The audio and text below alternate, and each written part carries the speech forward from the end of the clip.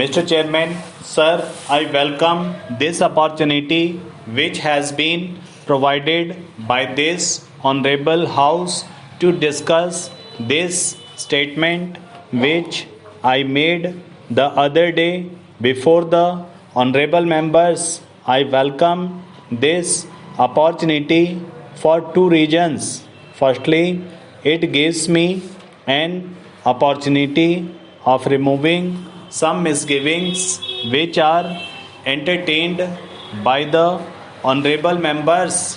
It will also give me at the same time an opportunity to clarify some of the details of this statement which I have made before this house. Before doing that, I would like to make a few observations, and these are that some of the honorable members have expressed views that so far as the matter of food is concerned, it has to be treated as a national problem.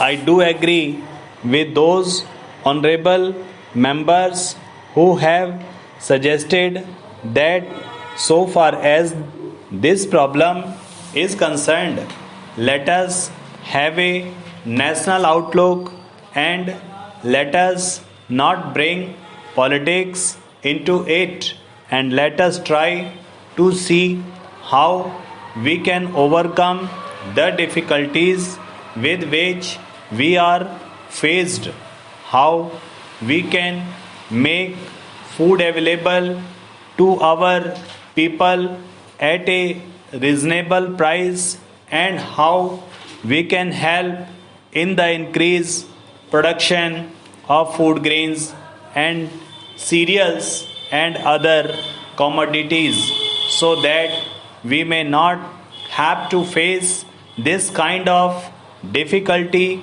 in the future. The second thing which I would like to point out is this: I think the time has come when we should be clear in our mind that this is not because of preconceived ideas or ideologies that we had placed a certain policy before this house and before the country. Last year, we thought that the policy of takeover would help us in having an effective control over the surplus, so that there may be no scope for surplus speculators on the one hand, and there may be no distortion of prices on the other hand, and it may be possible for us to provide the food grains which are essential commodities for the existence of our people at a reasonable price to our people, and particularly the vulnerable sections. That was the main objective or idea underlying this policy. So far as procurement is concerned, that was a procedure in order to implement that particular policy. And today, when some people say that we have reversed our policy, or that we have surrendered our policy regarding food grains, I do not agree to such a view. So far as my honorable friend Mr. Mishra is concerned, and so far as my friend Dr. Madhu Limye is concerned, they did not expect much good out of the policy which we had initiated last year, and they also did not expect any good out of the policy which we have enunciated this time, but they have not told us what is the better policy which can serve the objective which we have placed before ourselves.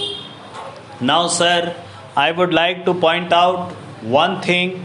There is no question of surrender and there is no question of reversal in our policy. I can reiterate and emphasize that so far as the government and our party are concerned, we accept the socialist path as the proper path for the purpose of development and progress of this country.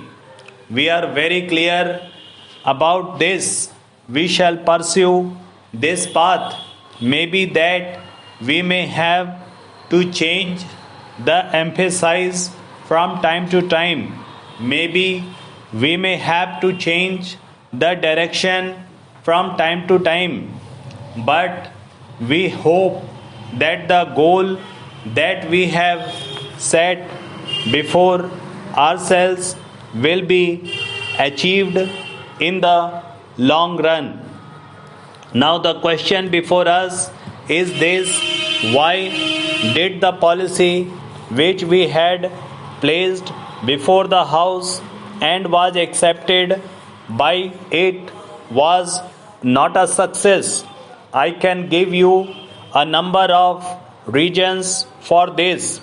One of the main reasons why the policy had failed in this: the very honorable members who are now criticizing us had created such a psychology in the country, and on the basis of which it was not possible for us to obtain food grains from the cultivators.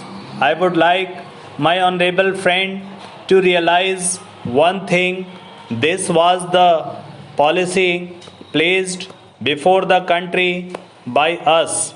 Sir, it is not possible for the farmers to earn their livelihood from farming alone, as they do not have the facilities to grow crops throughout the country in every area. They remain idle for several months in a year. How can they meet their family expenses when they have no work in order to generate employment as well as purchasing power? The government should create jobs of some kind or the other. In this connection, I would like to stress on dairy development. If the rural people get facilities like loan to buy good variety of cows and buffaloes, and also some help under the centrally sponsored scheme, they will be able to produce milk and milk products.